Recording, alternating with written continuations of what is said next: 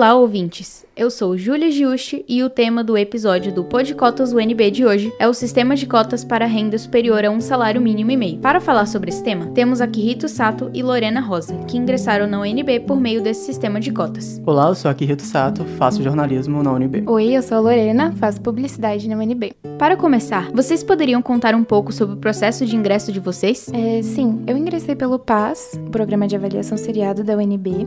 Esse programa aplica pelo SEBRASP, né? O SEBRASP aplica uma prova ao final dos 3 anos do ensino médio. Em relação aos conteúdos, durante o primeiro ano foi mais fácil e o segundo e o terceiro teve a pandemia, mas eu consegui suprir algumas dificuldades com cursinhos online gratuitos que eu pesquisei, então você tem que ter um pouco de autonomia nesse quesito. Durante a pandemia, no que pegou bem o segundo e o terceiro ano do ensino médio, o governo disponibilizou um canal aberto na televisão, que foi o TV Justiça, que me ajudou muito no início. Ele disponibilizava vários conteúdos mesmo direcionados para o ensino médio, vários conteúdos direcionados para o vestibular. Então, essa parte do ingresso para mim teve as suas dificuldades, mas eu consegui supri-las, né, tendo esse aproveitamento, essa busca mais autêntica e independente, né? Então, você tem que conseguir conciliar essas dificuldades e correr atrás mesmo do que você precisa.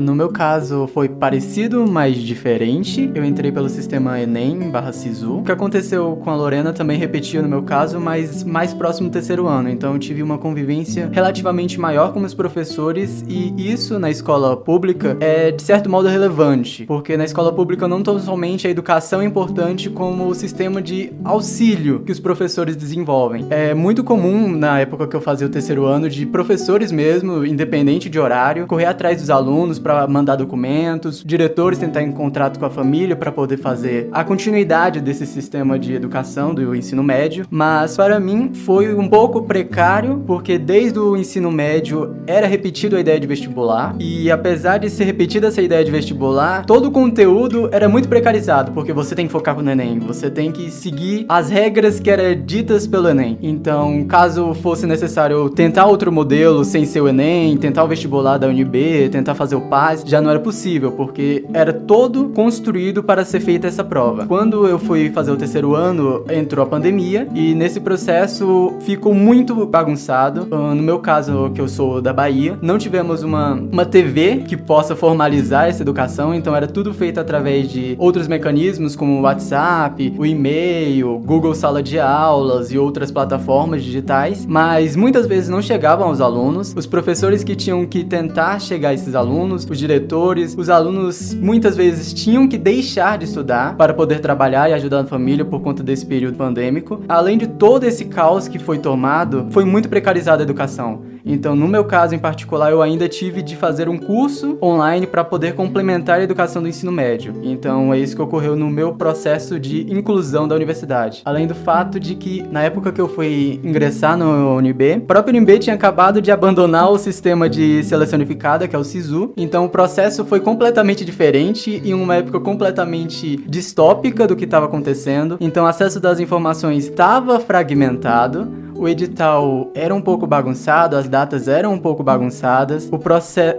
já era muito sacateado como foi funcionado o Enem naquele período. Teve 2 Enems do mesmo ano. Para quem estava estudando para entrar para a UNB, isso foi complicado tanto no processo de estudar para a UNB, quanto para entrar de fato na UNB. No meu caso, eu entrei pelo sistema de ampla concorrência, estudei no meu ensino médio e em escola particular. Eu acredito que na escola particular eles tenham mais recursos e mais facilidade para lidar com as adversidades, como a pandemia que surgiu. Por exemplo, desde o início eu sempre tive a plataforma do Google Sala de Aula e os meus professores sempre estiveram disponíveis. A gente sempre teve as aulas online e foi muito mais fácil começar esse processo de aprendizagem online do que eu imagino que seja na escola pública.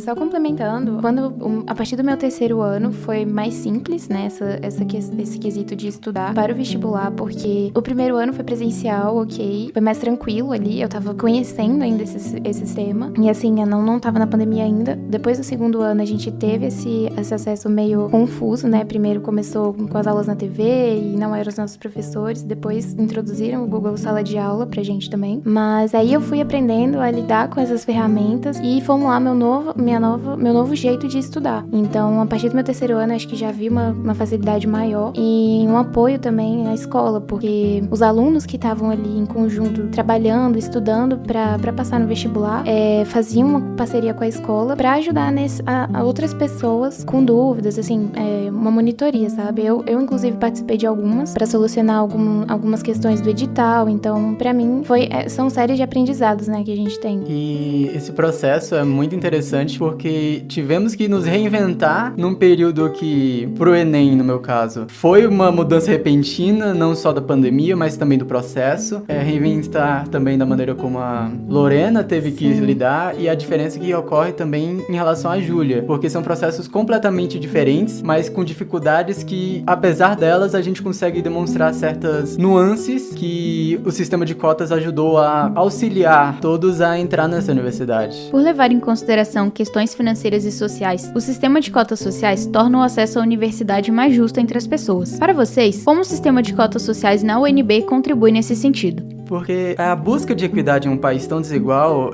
ele tem que ser em vários âmbitos sociais, não apenas questões éticas, raciais e entre outros sistemas. Um país como o Brasil, em que a lei de cotas completou 10 anos ano passado, de 2012 era cerca de 54,4% para 63,6% em 2016. Era 15% de aumento através dessas cotas sociais, não tão somente sociais, mas também raciais. Então, assim, demonstra que elas foram fundamentais para esse auxílio de intromissão de todas as áreas da sociedade brasileira rumo à educação superior. Para alguém que vem do ensino médio, quais percepções de inclusão vocês têm na universidade? O processo de inclusão social, ele pode ser pensado a longo prazo também, em relação ao aumento da mobilidade social. Nesse quesito, a gente pode pensar em profissionais sendo formados, assim, com um profissional mais qualificado para suprir todas as dificuldades que ele enfrentou antes de entrar na universidade, mas que aqui ele supre todos esses empecilhos que ele foram passados. E a questão de diminuir as desigualdades sociais, né? De incrementar mais campos, mais minorias que estão à margem da sociedade, trazer essas pessoas para dentro da universidade e ter acesso a uma boa qualidade de ensino. É uma questão de buscar equidade social e correções históricas de problemas étnicos, raciais que acontecem no Brasil. É válido ressaltar que não somente a sociedade desigual, como também a educação. Por isso que essas cotas sociais é tão importante e demonstram pelos dados que, de fato, fazem a diferença para as pessoas que estão ingressando agora no UNB. Para ser contemplado pelas cotas sociais, existe todo um processo. Quais documentos é preciso enviar? Há possibilidade de recurso? No meu processo, que eu entrei pelo Acesso Enem UNB, o processo de comprovação de renda não era necessário. Ele julgava que automaticamente, se eu provasse que eu estava estudando em escola pública, independentemente, eu estaria automaticamente ligado à renda superior, o que não ocorre para pessoas com renda inferior a um salário mínimo e meio. No meu caso, como eu entrei pelo PAS, você precisa selecionar a opção no momento da inscrição, que você faz parte desse grupo de renda superior a um salário mínimo e meio, para você não precisar enviar documentações de renda, tanto da sua família quanto a sua, se você tiver uma renda própria.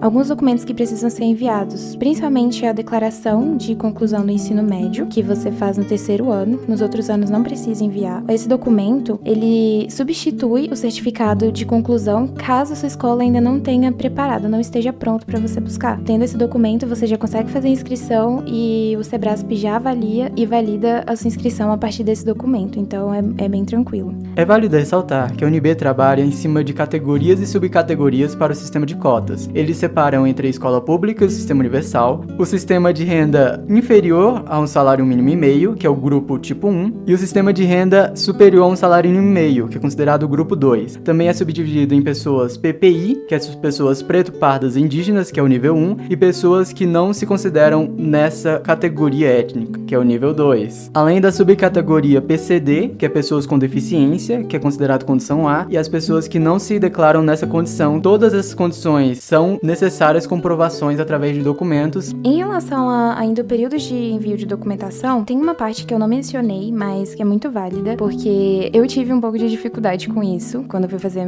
minha inscrição, que é em relação ao reenvio, porque, e ao contrário do que eu pensava, você não pode reenviar a foto. Então, eles abrem um período para você entrar com recursos em relação ao envio de documentação. Então, você tem que ficar atento aos prazos que o Sebrasp coloca no edital. Então, geralmente, esse período de recurso abre uns 2 dias depois que as inscrições encerram. Então, aí você escreve uma mensagem para o Sebrasp, eles avaliam e aí abre o período para autorizarem a sua inscrição. No meu caso, eu tive uma relação parecida com a documentação porque eu tive um documento que a escola ainda não tinha disponível por conta da Secretaria de Educação, então era um problema das instituições públicas da Bahia em enviar esse documento comprovando que eu havia terminado o ensino médio. Então eu tive que precisar uma declaração, mandar um e-mail para o Sebrasp pedindo essa troca e todo um recurso em cima disso, que enquanto dúvida eles disseram que eu tinha que manter o que o edital falava, mas enquanto recurso eles aceitaram. Então havia uma certa ruído de comunicação entre mim, o Sebrasp e até mesmo a instituição pública da Bahia. Eu sempre dou algumas dicas para quem tá ingressando, dicas assim para familiares, para colegas que eu conheço que estão saindo do ensino médio, justamente para acompanhar todas as postagens pelo site do Sebrasp e ler todos os editais. É um pouquinho grande, mas é lá que você vai encontrar todas as informações e está a par de todo o cronograma e todas as datas para você fazer a inscrição, escolher o curso, que é mais pra frente, no 3º ano só, mas tá tudo organizadinho no edital. E como cotistas, quais desafios vocês enfrentam dentro da universidade? Bom, como o ensino médio no Brasil público ele é muito precarizado, é uma clara percepção de insuficiência do ensino quanto à educação. Era perceptível em certas aulas de escrita ou até mesmo de fala que a gente percebe certas dificuldades que de outro modo em uma educação que não fosse precarizada no Brasil a gente não seria de fato um problema, seria uma coisa que seria passada por cima. Para um cotista que chega na universidade, os desafios já são claros a partir do primeiro dia, porque destoa muito em relação à cultura que você se depara, é uma diversidade muito grande de pessoas e formas de lidar, né, com várias situações. Então, o que mais me pegou no começo foi em relação à rotina mais pesada do que da escola, e em relação ao trabalho, a você correr atrás das coisas e de você se sentir muito exigido, não só no campo acadêmico, mas de se comportar, porque na escola você estava ali protegido naquele ambiente onde você compartilhava a sua cultura ali, havia uma cultura em comum, e aí quando você chega aqui, há essa diversidade muito grande. Então é muito complexo. Essa é a parte mais complicada pra mim. Havia um certo nivelamento quando a gente está na escola pública e quando a gente muda na universidade culturas completamente diferentes, níveis completamente diferentes, toda um novo leque que torna muito clara essa relação de escola pública, escola privada e outros modelos de estudo. Para finalizar, existem diferentes pontos de vista sobre as cotas sociais. Quais pontos positivos e negativos vocês identificam como mais pertinentes? Assim, os principais prós é que há uma inclusão maior e uma certa nivelamento e uma tentativa de tornar a sociedade mais desigual, porque a educação é o principal meio de tornar a sociedade brasileira mais igual. Dentre os pontos negativos que eu gostaria de citar é que a todo momento em que você entrar na universidade pública e que você sair do ensino médio público, você vai sentir o peso que é a desigualdade educacional no país. Você vai sentir como se você tivesse o tempo todo, eu não deveria estar aqui, tem gente que sabe muito mais do que eu, você sente muitas vezes incapacitado, isso é um dos principais contras, mas há um certo abraço da universidade com essa relação, há diversas assistências que tentam ajudar os alunos a nivelar, até próprios projetos dos alunos em ajudar a ensinar sobre as diversas áreas dentro da própria universidade, e há um abraço acadêmico muito grande. O meu ponto de vista é muito parecido com o do Akihito. Em relação aos pontos negativos, essa questão de você se sentir inferiorizado em relação às outras pessoas é algo muito comum. Eu, inclusive, tive esse sentimento no começo, mas quando você entra e você vê, assim, tem várias disparidades, mas em conjunto há várias similaridades também. Então você se sente abraçado, você se sente familiarizado com aquele ambiente e consegue seguir. A gama de possibilidades que a gente enfrenta torna mais fácil lidar com esses problemas educacionais que a gente seguiu. Sim. Obrigada pela participação, Akihito e Lorena. E esse foi o 3º episódio do nosso podcast Podcotas UNB. Te espero nos próximos episódios.